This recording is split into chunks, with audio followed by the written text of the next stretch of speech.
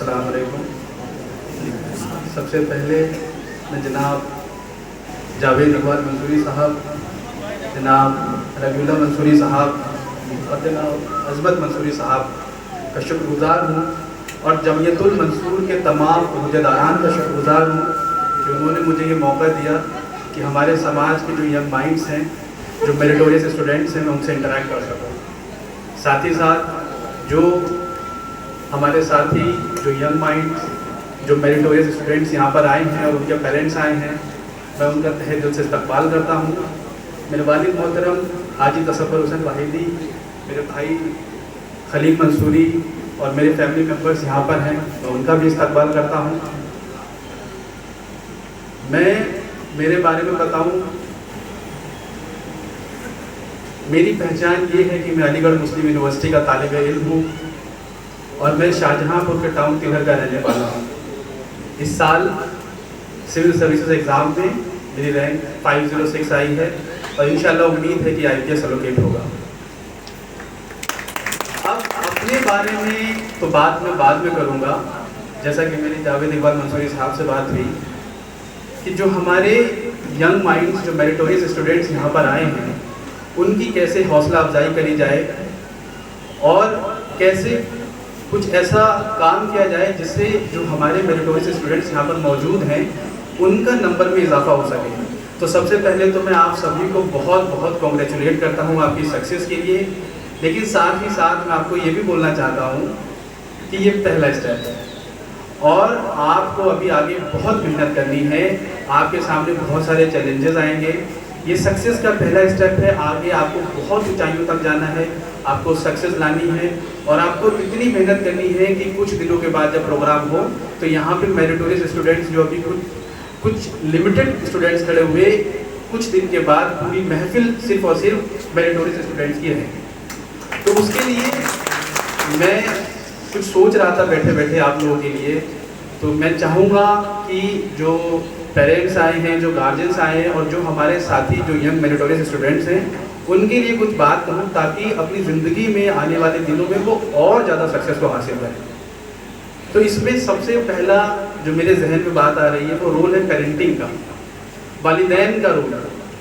जैसे कि बड़े भाई बता रहे थे कि माँ का रोल क्या होता है। माँ का बहुत अहम रोल है। मैं आपके सामने एक छोटी सी स्टोरी शेयर करूँगा, बहुत छोटी सी स्टोरी है। एक छोटा सा बच्चा था, अपने स्कूल के दिनों में था, छोटा था, एलिमेंट्री एजुकेशन ले रहा था उस टाइम पे। एक दिन उसको स्कूल से एक चिट्ठी मिलती है। स्कूल से चिट्ठी मिली, वो पढ़ नहीं पाता था, चिट्ठी बहुत छोटा था, तो चिट्ठी लेकर के वो आ गया अपनी वालिदा को, उसने वो चिट्ठी दी, अपनी माँ को चिट्ठी दी। माँ ने वो चिट्ठी पढ़ी और माँ रोने लगी। बच्चे ने पूछा, माँ क्या लिखा है इसमें? तो माँ ने बोला कि बेटा इसमें लिखा है कि तू बहुत होनहार है और स्कूल में ऐसे टीचर्स नहीं है जो तुझे पढ़ा सके, तो तुझे कल से मैं पढ़ाऊंगा। तो अगले दिन माँ बहुत सारी किताबें लेकर आई, माँ ने पढ़ाना शुरू किया। बहरहाल वक्त गुजर गया, बच्चा बड़ा हो गया, माँ का इंतकाल हो गया। तो एक रोज़ बच्चा अपने माँ के कमरे में पहुँचा और जाकर के उसने वो चिट्ठी पढ़ी। उस चिट्ठी में लिखा था बहुत सख्त लफ्ज़ों में कि आपका बच्चा मंद बुद्धि है, इसे स्कूल से ले जाइए और हम इसे पढ़ा नहीं सकते। ये कोई और बच्चा नहीं, अल्बर्ट आइंस्टीन था, दुनिया का सबसे दिमागदार इंसान। ये यहाँ पर रोल अल्बर्ट आइंस्टीन का नहीं है, यहाँ पर रोल उनकी माँ का है, उनकी वालिदा का है कि कैसे उन्होंने एक ऐसे बच्चे जिसको स्कूल ने डिक्लेयर कर दिया था ये मंद बुद्धि है, उन्होंने अपनी तरबियत से उसको दुनिया का सबसे दिमागदार बच्चा बनाया और वो दुनिया का सबसे बड़ा वैज्ञानिक बन गया अल्बर्ट आइंस्टीन। तो मैं यही कह रहा हूँ आप तमाम पेरेंट्स से कि अब वक्त वो नहीं है कि बच्चे पढ़ रहे हैं, अब रोल ये आ चुका है कि आप किस हद तक इंगेज हो रहे हैं अपने बच्चों से।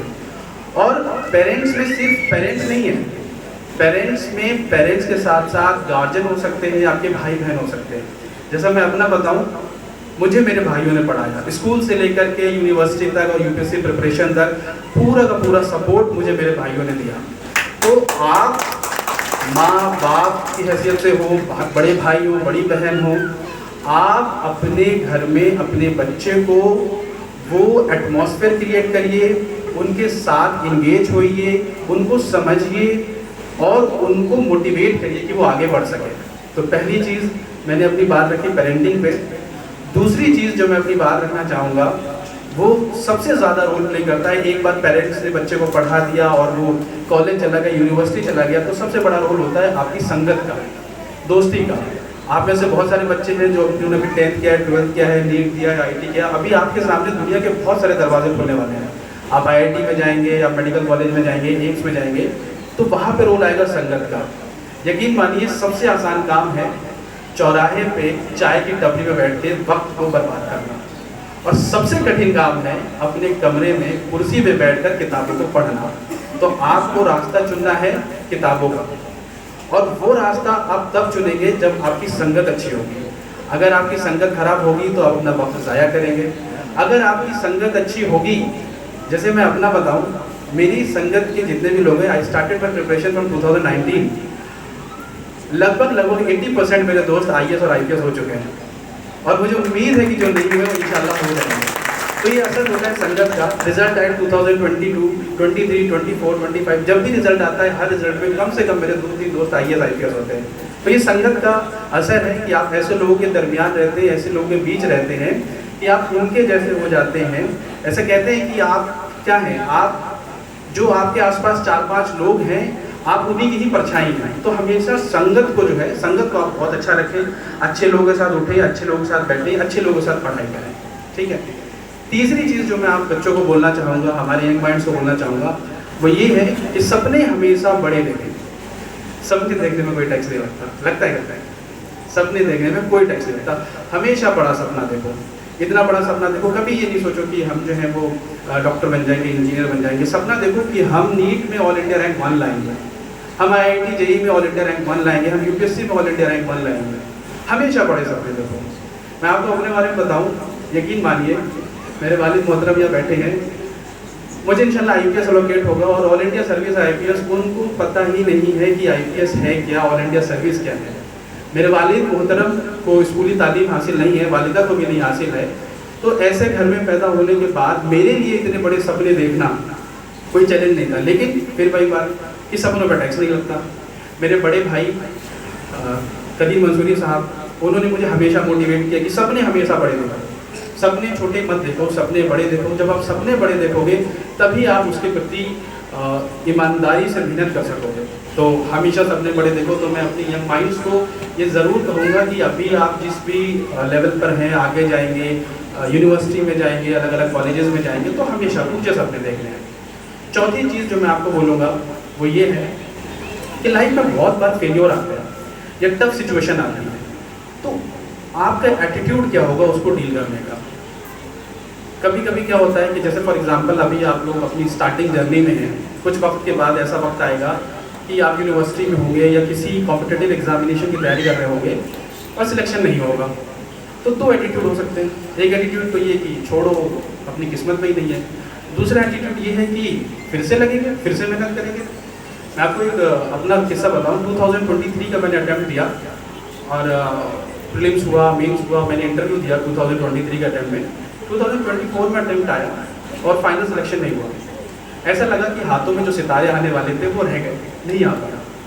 तो उस टाइम पे 2 एटीट्यूड हो सकते थे। एक एटीट्यूड तो ये था कि भाई 2 महीने बाद फिर से एग्जाम है, चलो और ज़्यादा मेहनत करते हैं। दूसरा ये है कि अपनी किस्मत में ही नहीं है, छोड़ो। बट आपका एटीट्यूड ये होना चाहिए कि गिव योर बेस्ट। आप अपना बेस्ट दो, जो होना होगा वो ऊपर वाले के हाथ में, उस पर छोड़ दो। तो मैंने तैयारी की और अल्हम्दुलिल्लाह 2024 में मेरा सिलेक्शन हुआ। फेलियर के साथ साथ जो मैंने आपको दूसरी बात बोली कि वो ये है कि कभी कभी लाइफ में बहुत टफ सिचुएशन रह जाती है। Be ready for that. अभी आपने बहुत अच्छा परफॉर्म किया है, आपने बहुत अच्छी तालीम हासिल करी, आपके परसेंटेज बहुत अच्छे आए हैं, कल तो आप किसी यूनिवर्सिटी में जाएंगे, किसी कॉलेज में जाएंगे या बाहर भी पढ़ने जाएंगे या कॉम्पिटिटिव एग्जाम देंगे, तो हो सकता है कि आपके पास बहुत टफ सिचुएशंस आए। Be ready for that. हमेशा कहते हैं hope for the best and prepare for the worst. बुरा से बुरा हो सकता है तो उसके लिए रेडी रहें। इसी अटैम्प्ट में मैं आपको एक स्टोरी सुनाना चाहता हूँ कि 2024 का जो मेंस था मेरा, वो सितंबर के महीने में था और 10 दिन तक मेंस चलता है। उसका जो सेकंड स्टेज होता है 10 दिन तक मेंस चलता है। और अपने 5 पेपर देने के बाद 4 पेपर रह जाते हैं, टोटल 9 पेपर हैं। 5 पेपर देने के बाद जब 5 दिन का गैप मिलता है तो मुझे फीवर आ गया। सैटरडे को पेपर है, वेंसडे को मुझे फीवर आया और मैं डॉक्टर को दिखाने गया और मैंने रिपोर्ट कराई, मैं डेंगू पॉजिटिव था। मेरे हाथ काँप रहे थे, बुखार आ रहा था, बहुत बुरी हालत थी, खाना नहीं खाया जा रहा था। लेकिन हमेशा जहन में मेरी एक बात ये थी कि hope for the best but prepare for the worst. तो मेरी तैयारी ऐसी थी कि डेंगू होने के बावजूद भी मैंने उस एग्ज़ाम में अच्छा परफॉर्म किया। तो मैं आपको यही एक अपनी तरफ से एडवाइस दूंगा कि आप अपनी मेहनत इतनी अच्छी करो कि बुरी से बुरी सिचुएशन भी आपके सामने आ जाए, परिस्थिति आपके सामने आ जाए, आप उसको टैकल कर सकें। और पांचवी चीज़ जो मेरे जहन में आई है अभी वो ये है कि आपकी प्रिपरेशन में, आपकी सक्सेस में समाज का रोल क्या होगा। मैं बहुत शुक्रगुजार हूँ जनाब इकबाल मंसूरी साहब का, जनाब रबीउल्लाह मंसूरी साहब का और इस तंजीम का, जमीतुल मंसूर का, कि जिस तरीके से उन्होंने बच्चों के हौसला अफजाई के लिए इस प्रोग्राम को इनिशिएट किया। काफ़ी सालों से ये प्रोग्राम चलता आ रहा है। तो इससे आप तमाम लोगों को मोटिवेट होना चाहिए। आपको ये सोचना चाहिए कि आपकी जो भी सिचुएशन हो, इर्रेस्पेक्टिव ऑफ द सिचुएशन, जो भी आपकी फैमिली बैकग्राउंड है, कुछ लोग हैं जो आपके लिए हमेशा खड़े हैं। तो मैं इसके लिए बहुत बहुत मुबारकबाद देना चाहूँगा जावेद इकबाल मंसूरी साहब को और तमाम रिश्तेदारान जो जमीतुल मंसूर के हैं। अब समाज की बात आई है तो मैं आप सभी लोगों से कहूँगा कि जब हम देखते हैं कि हमारे घर में बच्चे हैं तो हम उसको पढ़ाते हैं, तो साथ ही साथ हमारी जिम्मेदारी ये भी है कि हमारे समाज के जो दूसरे बच्चे हैं जो नहीं पढ़ पा रहे हैं, हम उनके प्रति कितना ज़्यादा सीरियस है। अगर वो नहीं पढ़ रहे हैं तो हमें चाहिए कि उनके वालिदैन से मिलें, जो फाइनेंशियल हेल्प कर सके तो वो फाइनेंशियल हेल्प कर सकें, जो काउंसलिंग कर सके वो काउंसलिंग कर सके। मतलब जिस भी तरीके से, मान लीजिए फॉर एग्जांपल आप एक टीचर हैं तो आप उसको पढ़ा सकें। फॉर एग्जांपल आप जो है किसी कॉम्पिटिटिव एग्जाम में क्वालिफाई कर चुके हैं तो आप उनको गाइड करें। और साथ ही साथ मैं बहुत ही ज़्यादा नाराज़ भी हूँ उन लोगों से। बहुत सारे समाज के ऐसे भी लोग होते हैं जो खुद तो बन गए बट दूसरों का ध्यान नहीं दिया। तो मेरी उनसे एक जो है नाराज़गी भी है और उनको दरख्वास्त भी है कि पुरानी चीज़ों को छोड़िए। आपने जो गलत किया तो किया, आगे से आप इस बात का ख्याल रखिए कि अगर आप किसी जगह पहुंच गए हैं और आप इस काबिल हैं कि आप दूसरों को भी बाहर तक ले जा सकते हैं तो प्लीज़ आप बिल्कुल उनको लेकर जाएं। मेरे बड़े भाई अक्सर मुझसे कहते हैं कि शकील अपनी ज़िंदगी में कभी मैं मत आना। बहुत देसी टर्म है, हमारी तरफ यूज़ होता है। मैं से मुराद ये हम और मैं वाला नहीं है। मैं से मुराद है सुपीरियरिटी कॉम्प्लेक्स, कि मैं बहुत बड़ा हूँ, दूसरे को कुछ समझता नहीं। तो वो चीज़ कभी नहीं लानी। अगर आप किसी ओहदे पर पहुँचे हैं और उसकी बदौलत अगर किसी की ज़िंदगी संवर सकती है तो प्लीज़ आगे आइए और उसकी ज़िंदगी को संवारिए। है ये सारी सीख मैं अपने यंग मेरिटोरियस कैंडिडेट्स, जो स्टूडेंट्स जो यहाँ पर आए हैं उनको दूंगा। साथ ही साथ मैं कुछ अपने बारे में बता दूं। जैसा कि मैंने आपको बताया कि अलीगढ़ मुस्लिम यूनिवर्सिटी का तालिबे इल्म हूँ और 2019 से मैं प्रिपरेशन कर रहा था एग्ज़ाम की। लास्ट ईयर इंटरव्यू स्टेज तक पहुँचा था, नहीं हुआ, बट हिम्मत नहीं आ रही, लगे रहे। और जब आप मेहनत करते हैं तो कभी ना कभी रिजल्ट तो आएगा। 2024 मुझे 506 रैंक आई। मैंने अलीगढ़ मुस्लिम यूनिवर्सिटी में जब मैं ग्रेजुएशन कर रहा था उसी वक्त से मैंने ये सपना अलीगढ़ मुस्लिम यूनिवर्सिटी में देखा कि मुझे यूपीएससी क्लियर करना है। और इस सपने को अंजाम देने के लिए मैं जामिया इस्लामिया के आरसी में पहुंचा। वहाँ जामिया आरसी गया, वहाँ पर जाकर अच्छे दोस्त बनाए, अच्छे टीचर्स के अंडर में गाइडेंस में गया और 2024 में मेरा सिलेक्शन हुआ। मेरे साथ कुछ स्पेशल यूँ हुआ, जैसा कि मैंने आप सभी को बताया, सबको उनके वालिद पढ़ाते हैं। मुझे मेरे वालिद ने गाइड किया बट मुझे पढ़ाया मेरे बड़े भाइयों ने। उनका बहुत बड़ा रोल है मेरे सिलेक्शन में। हमेशा कॉलेज से लेकर, स्कूल से लेकर यूपीएससी प्रिपरेशन तक हमेशा मेरे साथ खड़े रहे। तो मैं आप तमाम लोगों से ये अपील करना चाहूँगा कि आप अगर किसी के बड़े भाई हैं, किसी की बड़ी बहन हैं, तो प्लीज़ वालिदैन का तो रोल है ही, आप भी आगे आकर के उनको पढ़ाइए, उनको अच्छी एजुकेशन दीजिए, उनको फेलियर में उनके साथ रहिए, उनको सपोर्ट करिए। साथ ही साथ मैं जो यहाँ पर जो स्टूडेंट्स बैठे हुए हैं, जो मेरिटोरियस स्टूडेंट्स जो यहाँ पर बैठे हुए हैं, मैं उनसे भी अपील करूँगा कि आपको सक्सेस मिली है, अब ये आपकी जिम्मेदारी है कि अगर आपके छोटे भाई बहन हैं, आपके क्लास में जो फेलो आपके बैचमेट्स हैं, आपके क्लासमेट्स हैं, आप उनको भी मोटिवेट करिए कि वो भी पढ़ें और उनके साथ शाना बशाना खड़े रहिए। आखिर में मैं बस यही कहूँगा, ये मेरे वालिदैन की दुआ और मेरे बड़े भाइयों की मेहनत है, वरना इस दुनिया में बहुत से शकील अहमद हैं जिनको आज भी अपना रास्ता और अपनी मंजिल नहीं मिली। शुक्रिया,